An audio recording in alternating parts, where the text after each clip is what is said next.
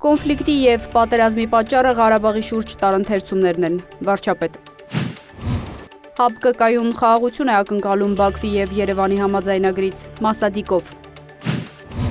Ադրբեջանի և Հայաստանի միջև խաղաղության պայմանագրի ստորագրումը հնարավորություններ կբացի Եվրոպայի հետ ավելի սերտ համագործակցության համար, Բրաժե։ Թրամփի կազմակերպած գագաթնաժողովում պատմական առաջընթաց է գրանցվել Ադրբեջանի և Հայաստանի հարաբերությունների կարգավորման գործում, Ալիև։ Միացյալ Նահանգների զինված ուժերը հարվածել է Հորմուզի նեղուցով անցնելու փորձ կատարող իրանական նավին։ Բանակցությունների հաջորդ փուլի ծրագրեր չկան, հարցի վերաբերյալ որոշում չի կայացվել, Բաղաեի։ Իսրայելը Լիբանանի հարավից տեղահանված բնակիչներին նախազգուշացրել է չվերադառնալ տներ և չմոտենալ Լիտանի գետին։ Ուժեղ երկրաշարժ և ցունամի Ճապոնիայում բնակչության տարհանման հրահանգ է տրվել։